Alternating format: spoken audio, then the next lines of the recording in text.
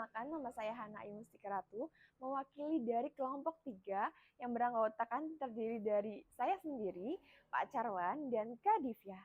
Pernahkah kamu dengar istilah gangguan bipolar? Seringkali orang menyebutnya sebagai orang yang emosinya berubah-ubah, suka marah-marah, atau bahkan dicap gila. Padahal anggapan itu belum tentu benar. Gangguan bipolar adalah kondisi kesehatan mental yang sebenarnya. Dan memahaminya adalah langkah awal untuk menghilangkan kesalahpahaman serta membantu orang yang mengalaminya. Mari kita bahas bersama.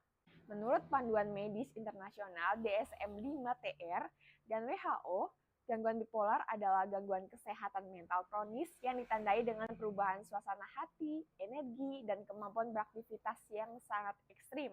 Perubahannya tidak bertahap seperti suasana hati biasa, melainkan bergerak bolak-balik antara dua kutub yang berlawanan. Fase yang sangat bersemangat atau disebut dengan mania, dan fase yang sangat sedih atau disebut depresi. Perlu diingat, ini bukan masalah sifat, kurang niat, atau kurang ibadah. Ini adalah kondisi medis yang disebabkan oleh perubahan fungsi dan keseimbangan zat kimia di dalam otak. Diperkirakan 1-2% penduduk dunia mengalaminya, dan biasanya mulai terlihat gejalanya saat usia remaja hingga awal usia 20-an. Lalu apa aja tanda dan gejalanya? Mari kita bedah satu persatu. Yang pertama, fase mania, berlangsung minimal 7 hari.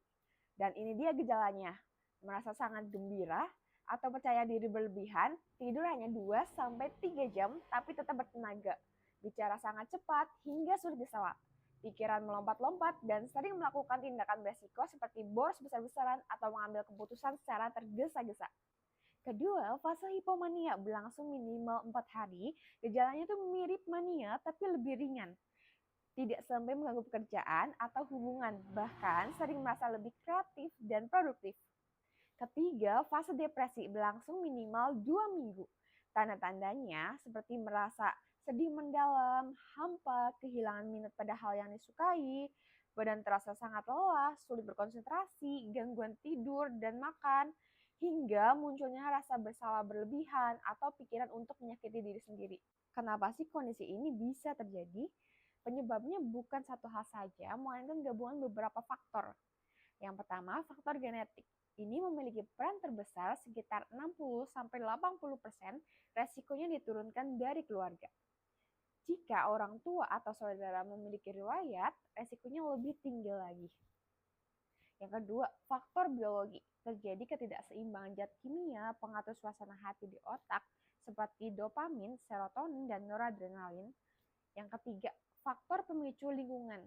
Orang yang memiliki kerentanan ini baru akan muncul gejalanya jika dipicu oleh tekanan berat, kehilangan orang terdekat, gangguan pola tidur berkepanjangan, atau konsumsi zat adiktif. Inilah yang disebut model stres kerentanan.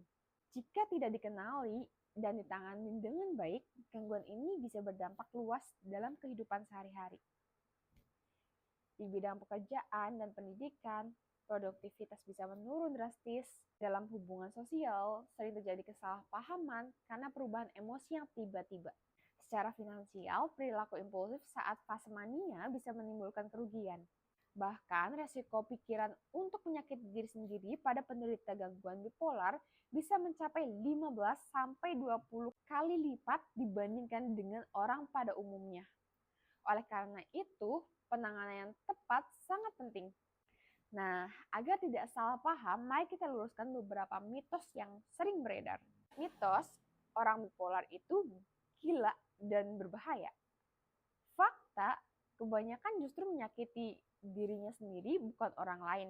Dengan pengobatan, mereka bisa hidup aman dan produktif. Mitos, cukup disembuhkan dengan kemauan keras. Faktanya, ini kondisi medis, bukan masalah kemauan. Butuh bantuan tenaga ahli. Mitos, kalau sudah membaik, obat bisa dihentikan. Faktanya, gejala bisa hilang, tapi kondisi ini butuh pengendalian jangka panjang. Menghentikan obat sembarangan bisa memicu kekambuhan. Lalu, kapan kita harus mencari bantuan? Segera temui tenaga kesehatan jika kamu atau orang terdekat mengalami perubahan suasana hati yang berlangsung lebih dari seminggu, kondisi mulai mengganggu pekerjaan, sekolah, atau hubungan, ada perubahan drastis pada pola tidur, energi, muncul pikiran sedih mendalam, atau keinginan menyakiti diri sendiri. Kamu bisa berkonsultasi ke psikiater untuk pemeriksaan pengobatan, serta ke psikolog untuk terapi dan konseling. Layanan ini tersedia di puskesmas, rumah sakit umum, atau rumah sakit jiwa terdekat. Memahami gangguan bipolar adalah langkah penting untuk mengurangi stigma dan memberikan dukungan yang tepat. Ingat, kondisi ini bisa dikendalikan, bukan berarti akhir dari segalanya. Oke, cukup sekian pemaparan dari saya. Kurang lebihnya, terima kasih semuanya.